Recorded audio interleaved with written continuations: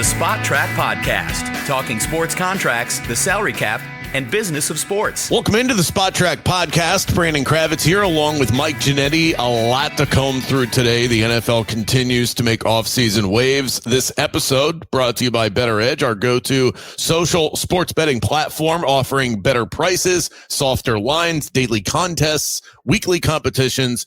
Eliminate the VIG and put the power back in your hands. It's the smart financial thing to do. And we are a financial podcast. Sign up for the first time and get $20 on the house. Just use the promo code SPOTTRACK at sign up. That's bettoredge.com. Bettor Edge is also offering new markets that are available now. The first basket for these NBA playoff games. These are called flash markets. A lot of fun. Go check it out at bettoredge.com or on the mobile app. I made one of the worst bets of my entire life a couple of weeks ago. You and I have not spoken since then, so I will call myself out for that at the end of today's episode. That is what you call a professional radio tease, Mike. I mean, if you're not betting these NBA playoffs, my goodness, this is about as explosive a first and second round as I can ever remember in this league. So it's must-see TV and I think must-see gambling as well. If you like betting underdogs, you like taking money lines, this is the round for you. It is incredible. If you just simply blind strategy, I'm going to bet the money line underdog in every single game so far in round two, you would be undefeated. I'm a big fan of I take that back. OKC blew out the Nuggets. Night. So you'd have one loss on the docket, but still pretty incredible ROI. I like the analysts that post the win probability line graphs. And if you followed those with these basketball games, it's like, fairly straight until the last 3 minutes. And then it just looks like everybody was on drugs for the last 20 live times. Mike, how many times in sports do we have to have these whacked out win probability graphs for us to just get to the point where we say, you know what, maybe the graphs aren't accurate. Maybe we need to rethink the way that we're coming up with these charts. And I think I'm going to give you some credit here. I saw you tweet late in that Celtics game that they were looking uncomfortable and the time to strike with the Knicks was coming. And you smelled it. We all kind of smelled it. None of us actually thought it was going to happen again, but maybe we should just start betting the last 2-3 minutes of games, live betting this stuff, because there's certainly all of these teams have some sort of letdown. There's some sort of, rigid analytical, we've got to continue to play our game, even though the end of game is different than the beginning of game. We've known this for 150 years of sports, but the Celtics aren't changing. To some degree, OKC lets down a little bit. We've seen Cleveland just combust at the end of games for various reasons. I don't know. Maybe I'm just going to start throwing a ton of money at around 9 p.m. Eastern at a lot of sports and just hoping for the best. Well, it is definitely a strategy. I do a lot of sports betting. I also do a lot of introspection, I think is important when you do this. If you're laying your hard-earned money out there, you got to kind of look inwards and see what you're good at, what you're bad at, track it. I'm a pretty bad live bettor because I bet analytically before game starts. If I'm in the thick of it, I'm betting with emotion. Now, I happened to nail that tweet last night, but I didn't live bet the Knicks. I figured if they're letting the Knicks hang around, that's danger zone with Jalen Brunson on the court with how good he is late. But different when you're tweeting it and betting it. Those are two completely different stories.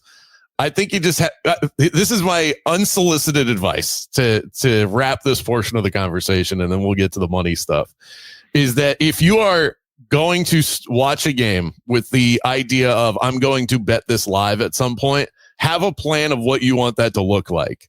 Like, I'm going to take the Knicks late if they're down by 5 in the final 3 minutes. Come up with that outline in your head. That way you're not in the moment, because we love all of this, and it's hard not to get worked up in the moment. And when you get worked up as a specifically a male sports fan, you become really stupid.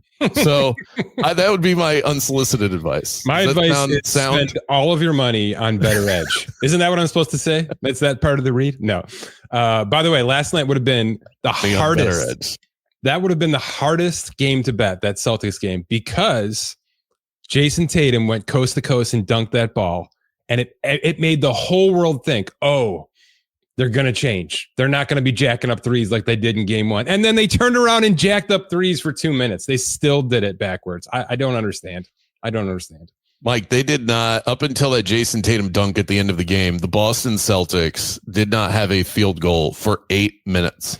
How is that even possible for a team that is that good offensively? Let's move on. The NFL news cycle never sleeps, and we're going to get schedules released soon. So that's probably in like another week, right? 14th, that's usually like a mid-May thing. Yeah, May 14th. Okay, we'll have a full breakdown on the pod next week. George Pickens dealt for a 2026 third-round pick. He is now a Dallas Cowboy. There's some 2027 late-rounders that are in the mix of that trade as well. But really, when you look back at it, the Steelers essentially swapped DK Metcalf or swapped George Pickens for DK Metcalf and only moved back around in order to do so. So I think all in all, the Steelers probably end up winning that deal in terms of talent and draft capital. But what about the Cowboys side? What do you think about their aggressiveness to have somebody out there help CeeDee Lamb? Yeah, this is something that they publicly said they were going to address. And I think they waited through free agency. It wasn't a great crop. There was some overpaying happening there. You knew Jerry wasn't going to dip too deep into that. I expected them to be a little bit more aggressive in the draft in this regard, just because you would think CeeDee Lamb, gigantic $40 million contract, you offset that with a nice rookie deal.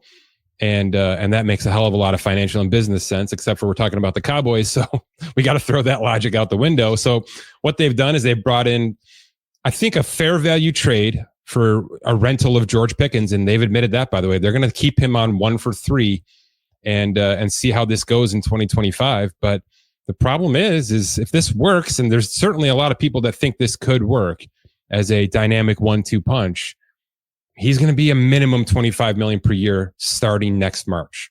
That's the floor. That's the Jalen Waddle, T. Higgins floor now, which could get up to 32 million if things go really well. And he becomes a true 1B type wide receiver for this organization going forward. So it's great in the short term because I think the risk reward is very, very much in Dallas's favor. But if this works, it's just another contract that this Cowboys team is going to have to figure out. And they've been awful at this, having to wait to the last minute, right? It's just another situation where they're going to get pinned into a corner with something that they know that they can't get rid of, and they're going to have to overpay to keep. You almost hope, if you're the Dallas Cowboys, that he's productive but still a basket case so that you don't have to actually have that sort of debate in your mind. But this is absolutely something that they needed. The stat that I saw yesterday blew my mind. The Cowboys, this is the yardage difference the last 2 seasons between CeeDee Lamb and all of the other wide receivers on the Dallas Cowboys. 2,027 yards. That's how many more yards receiving CeeDee Lamb has than everybody else that has caught passes outside of the tight end position for the Dallas Cowboys. So this was very much a need. I know that Cowboys fans were looking at the draft going, what the hell just happened? Why didn't we get anybody?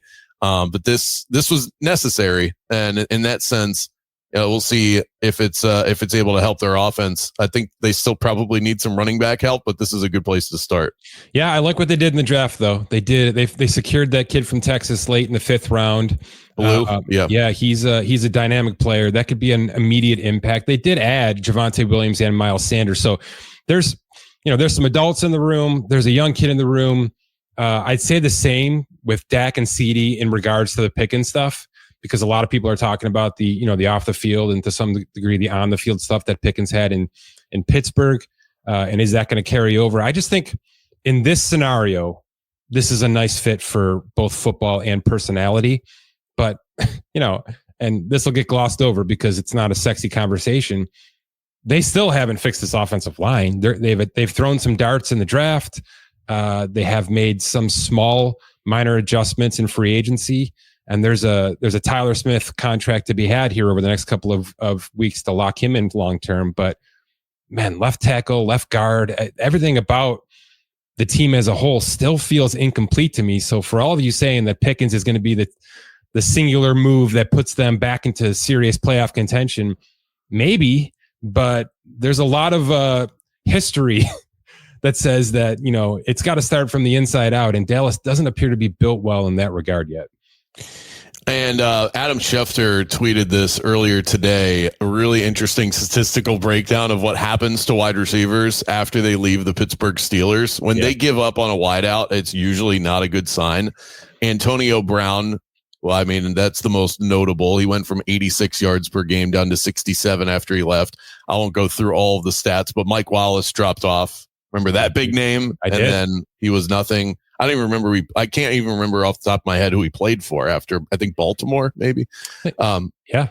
Is that it? Yeah, that's right. It said he played for 4 different teams. So I think Baltimore was right after. Santonio Holmes, Juju Smith-Schuster, Deontay Johnson completely fell off a cliff. Martavis Bryant, Chase Claypool was one of those guys who's going to be the hot new wide receiver on the market for Chicago. He flamed out. They've all failed. It's pretty incredible.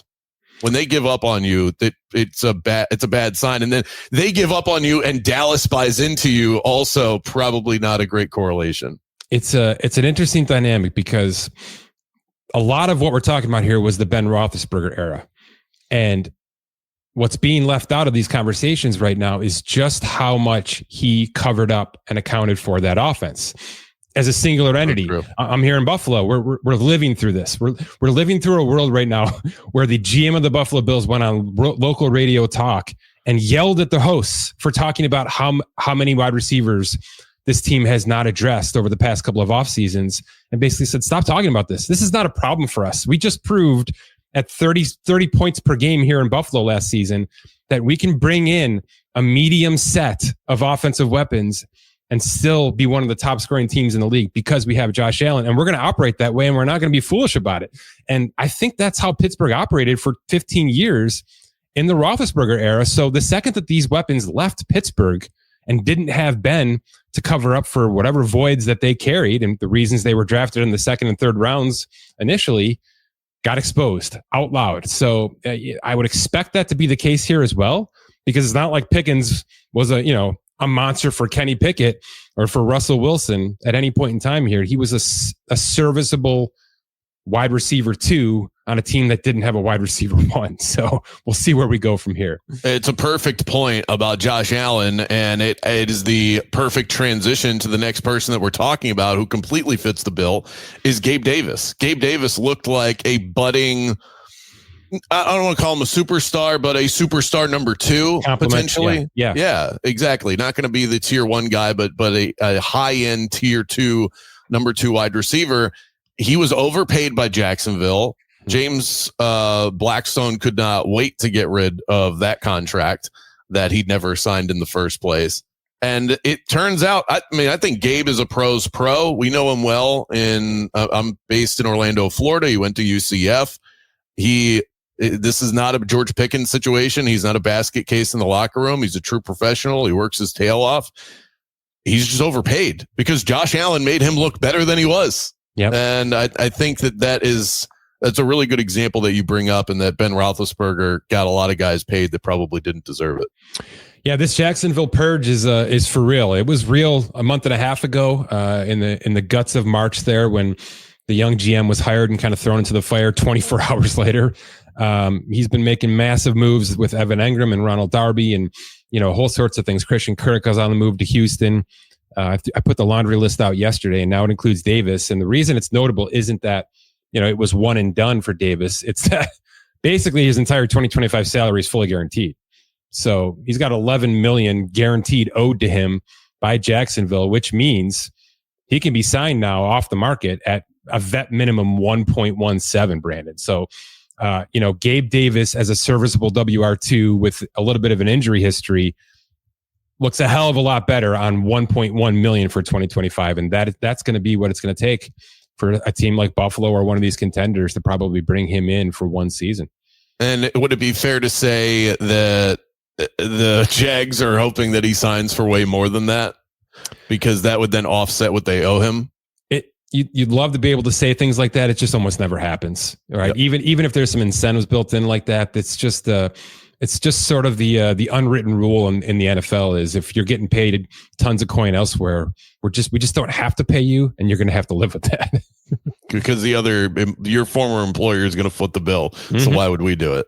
Yep. Is there anybody out there? Because he is still somebody that can help an offense. Mm-hmm. I guess who can't use someone like that to complement their wide receiving room. So the answer we could have 31 good answers here. But is there one that rises to the top of your list?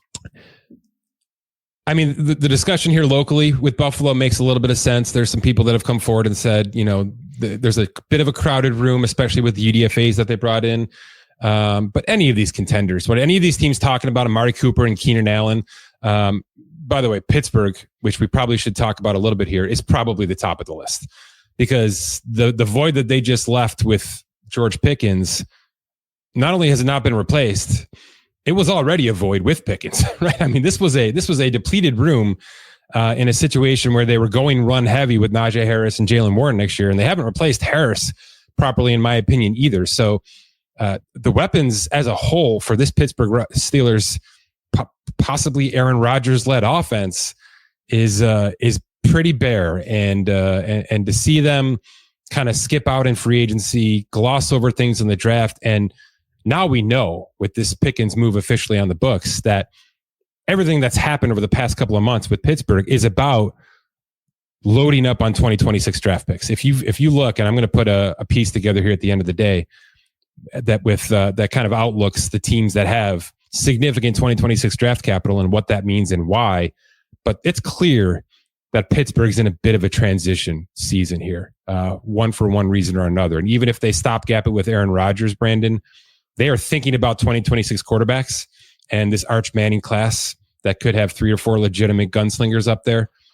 So I would expect them to be very, very delicate with whatever moves they make down the stretch here. But George, Gabe Davis on $1.1 million to become, by the way, great move for him as well, because he might be the WR1 in this offense with an Aaron Rodgers-led offense, and then be able to reset his value on the open market for 2026. So a couple things happening simultaneously, but those two make a ton of sense for each other right now, all things considered. Well, a couple of things on that. One, I think you're sleeping on Caleb Johnson out of Iowa a little bit, saying that they did not replace him. 6'1", 225. I think I like it, but he's a 6th-round pick for a reason. Fair. They have found they have a great history of getting those finds in the drafts, but don't overdraft them in fantasy. Same with Kelvin Austin, by the way, Brandon. Do not overdraft on Kelvin Austin just because George Pickens is not there. He is who he is. I've already done that. I've already taken a bath on that. The Aaron Rodgers thing, though, they can have their eye on quarterbacks in 2026, but the way that you're looking at them has to be drastically different if you bring in Aaron Rodgers or if you don't. This feels like they can make a pretty strong statement, especially after moving off of, albeit troubled, one of their best offensive pieces. If they don't end up adding Rodgers and they roll Mason Rudolph out there, they are screaming to the world that they want one of the top quarterbacks next year. And that's the difference. You can look at quarterbacks all you want, but if Aaron Rodgers will at least make you flirt with the playoffs, if not better. I don't know. And this is going to sound harsh, but is there really that much of a huge difference? 40-year-old Aaron Rodgers versus, an able-bodied, experienced Mason Rudolph. I'm not sure there's that. I thought I was low on Aaron Rodgers. Good Lord. I mean, he doesn't have help. The offensive line is slightly above average right now. I just don't see this being a hugely successful situation for him, and I think that's fair. But either way, they've already screamed out loud to us that they are thinking about 2026 more so than 2025, which makes conversations like TJ Watt super interesting. They're in negotiations with him. He's on an expiring contract. Myles Garrett's contract now exists, right? So whatever dreams they had, and by the way, Trey Hendrickson, same conversation in Cincinnati, whatever dreams they had of some sort of 2-year end of career stopgap bridge contract got destroyed by Cleveland and Myles Garrett, because they're only 6 or 7 months apart in age and equally as productive. All 3 of these players we're talking about. So that's probably going to happen here. So alongside this mini transition rebuild bridge to 2026 for Pittsburgh might come like a 4 for $150 extension for TJ Watt, which is counteractive, but we've got a bunch of teams doing this. San Francisco's in this similar boat with a lot of change happening both negatively and positively. And it's just sort of the way of the world in the NFL right now. if they don't end up getting Rodgers, do you think that they look to trade TJ Watt? I'm sure that the fielded calls on it. It was a pretty good edge rusher draft. So I do think some of that stuff has calmed down a little bit here. But there's definitely a team or two out there that have made that phone call. I just don't think they can go that far. Pittsburgh's just not one of those teams for a lot of reasons. And we've seen it with the coaching staff more than anything that can just completely rip this Band-Aid off. And he feels like the one pillar of this franchise that you have to keep in place right now just to keep the fans from rioting. You know what I mean? From going completely bonkers. Yeah. Even though everything else we've talked about, I think, is fair. So I would expect them to pay him just because, A, he is that pillar. And also, you know, having one significant defensive player, and I know I'm downplaying the Cam Haywards of the world and some of the draft picks, but having one significant defensive player isn't going to win you ball games. You can have TJ Watt and still go 3-14 in 2025 and be successful for what you're looking to do next year. If there's a guy that can do it, it's probably him. But you're right about the Steelers fan base because you got to keep them happy. That is a paying group right there. Let's talk some basketball, and then we'll get to our quick hits to wrap today's episode and the god-awful bet that I made 2 weeks ago. The Milwaukee Bucks, in a world of hurt, they not only get eliminated quickly by the Indiana Pacers, who are rolling right now, but Damian Lillard tore his Achilles, and he's going to be out for a long, long time. Don't know when he'll be able to make a comeback next year. Giannis is 30. He's still in his prime. It feels like it's being wasted, though. He had meetings with Milwaukee to go over the future of the franchise. I have no idea how that went, but your best guess as to what that conversation sounded like, and do you think it's realistic that he could be on the move in the summer and that that's the big story as we get to closer to July? I flip-flopped on this a bunch of times over the past couple of weeks here as we sort of ramped up. And Keith Smith's been doing some awesome work, as you know, over here. And there's a growing list of potential available players, right? That includes Zion and Kevin Durant, Devin Booker, and a whole sorts of big names. And certainly Giannis is sitting atop this list. And the content guy in me wants this to happen. I just don't think it's going to happen. I don't think, just kind of reading the tea leaves coming out of Milwaukee right now, and with the players that are available that, quite frankly, will be 60% of the cost in terms of trade assets, that what it would take. I mean, this Giannis trade, as you and I have discussed a little bit, is going to be historic.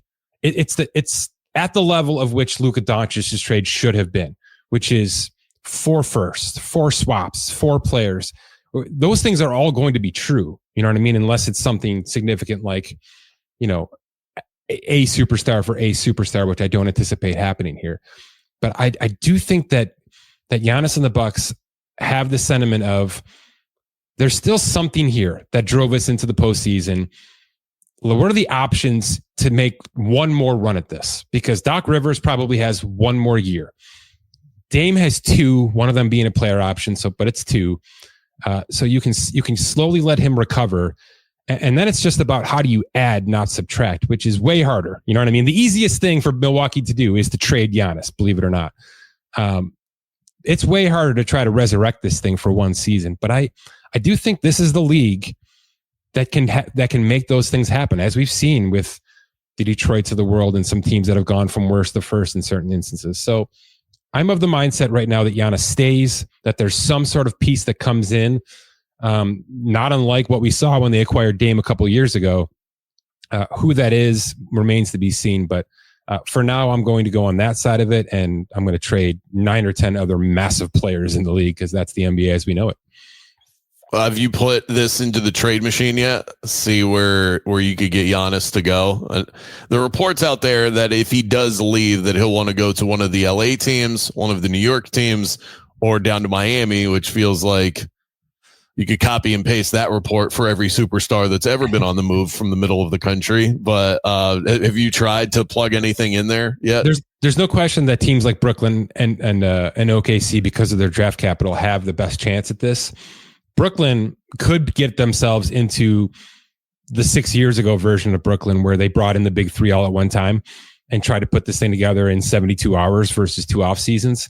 Because they're like, though, I believe they're the only team entering the offseason that has significant spending money. Cap Is that space. correct? They have cap space. So it could be a situation where they're acquiring the rights of Giannis and adding free agents at the same time, simultaneously.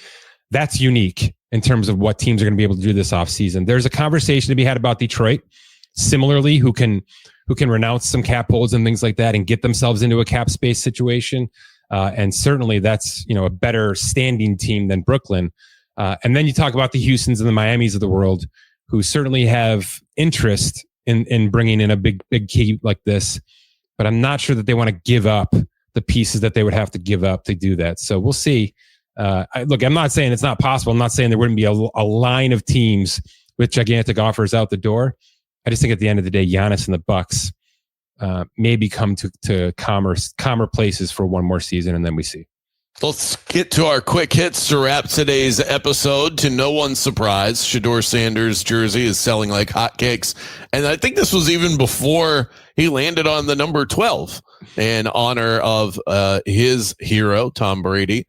The initial figures that came through had Shedeur Sanders at number 3 in jersey sales, behind only Travis Hunter of the Jags and Titans' number 1 overall pick, which no one is talking about, Cam Ward. Sanders moved to number 1. So he started at 3, slid up to number 1. I think there are a lot of people that were buying his jersey in protest because he fell to the 5th round. But how do the Browns hold off this level of momentum? This is going to be unlike anything we've seen perhaps since Tebow got drafted by the Broncos, but at least he was a first-round pick, so getting him into the starting lineup wasn't nearly as crazy. He only had, if I remember correctly, Kyle Orton that was holding him off. Is he just afraid to say that he's wearing his dad's number backwards? Is that just corny? Oh, that's great. How have I not thought of that? Yeah, because the Brady stuff just seems like an easy way not to say that out loud, but that's what he's doing here. It's 21 backwards. I don't know how this is going to go. It's going to be phenomenal. And I'm one of those guys that actually likes Dylan Gabriel quite a bit too. I like every Oregon quarterback that has come out over the past decade, right? I still like Marcus Mariota at times as a serviceable plug and play Ryan Fitzpatrick type player in this league. And why couldn't Gabriel be that? Certainly Bo Nix appears to be a step ahead of that.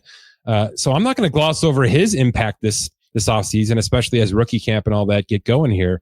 But at the end of the day, with Stefanski and Andrew Berry and all these guys having put so much effort and money and momentum into not only having to try to keep this team serviceable, but having to fight off the Deshaun Watson portion of this thing, going through the Myles Garrett trade stuff the past couple of months, it's just been exhausting. And that they're all in on the hot seat. I mean, this whole organization is on the hot seat, and now they've got to sort through 5 quarterbacks. Here's how this is going to go. Everybody's going to get a fair shake. They're all going to look good at times. They're all going to be marketed as, man, they're a step ahead of where we thought they were going to be, right? All the lingo you hear in August that you can pretty much bank on. They're going to try to trade somebody. There's no question about it that they're going to try to trade somebody over the course of the next few months. And Joe Flacco's taking this ball week 1. He's going to be Joe Flacco's team. There's no question. And not only because he's probably the best choice for the roster for 2025, but you can easily just push everything else aside by doing this, right? You can just say, Flacco's got the experience. We're going to slow play everything else, even though these guys look great, and we're going to go from there. It's just, you can just quiet the noises a little bit by using Flacco. And I think that's what these guys in Cleveland need more than anything, is just a little peace and quiet. I can't wait to see. There's so many different layers to this, but with us talking about the upcoming schedule release, who the Browns are playing in week 1. Every preseason quarter is going to be like this. Are you kidding me? Their preseason schedule is going to be theater by itself. But even just going to that first week, because I'm with you, Joe Flacco is going to start the season. But Joe Flacco is getting old. Him getting hurt 1 week into the season is not unfathomable. I can see this playing out. I'm having a vision, Mike, where Joe Flacco starts the season. He gets hurt let's say the start of the third quarter, knocked out of the game, and either Dylan Gabriel or Shedeur Sanders comes in, they light the world on fire. They get the win. That's the biggest storyline in week one. And because of that momentum, whichever quarterback it is starts in week two, and then they get absolutely demolished. And we're back to square one. I can see it playing out. Oh, Lord. What's the best week one matchup? Talking about the schedule, we'll bring it back full circle. What's the best Browns first opponent? It's Flacco versus Aaron Rodgers, right? That would not be bad. I'm trying to think if there's another one that makes sense. I don't think they usually do divisions though. Week one, I might have to think a little differently. What about the Ravens? That'd be great. Flacco versus his former team. That'd be dirty. That would be dirty. All right, we'll have another conversation about that because we'll be at schedule point this time next week. That's fun. No, we're definitely going to spend some time on that. I'll see if I can weave some financial angles into it as well. Dyson Daniels became the most improved player in the NBA last week. He's set for a new contract. How does an award like this impact his earnings, if at all? We know what all NBA does, what an MVP will do, but what about an award like most improved player in the NBA? Yeah, it doesn't have any actual ramifications, but certainly it's going to help with his rookie extension here, which is coming up due by October. And I know, by the way, Keith Smith is dead on these guys. So he's going to have a piece soon that's going to be projecting every single one of these rookie extensions that are coming due here. And he's going to have projections and terms and guarantee structures and all sorts of things. So certainly Daniels now is largely in that extension conversation. And we'll see what happens in terms of the validity of that when we get down to the off-season months of the NBA. So let's make our Bettor Edge bet. And this is what I've been teasing throughout the episode.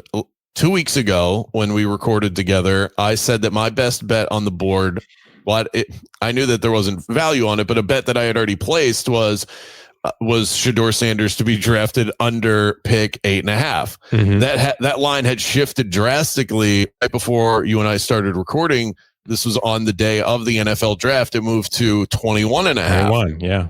And so you let me take the under on that. And I lost by about 120 picks.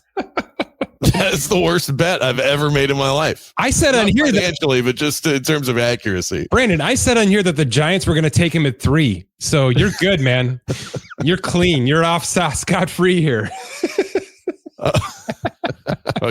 Oh yeah, wait, that's right. I think I actually had the over. Oh, so I hit that. No, I'm a disaster here. So thank you. I forgot about that. Yeah, we haven't really talked about the drop, but it's certainly making everything more fun. Let's put it that way, because the Browns were forced to take him in the 5th round just because it was too damn easy, right? I mean, if nobody else is going to do this, we're just going to do this. The owner came out and said this. Just go and get this guy. We need quarterbacks. He's a quarterback. Go get him.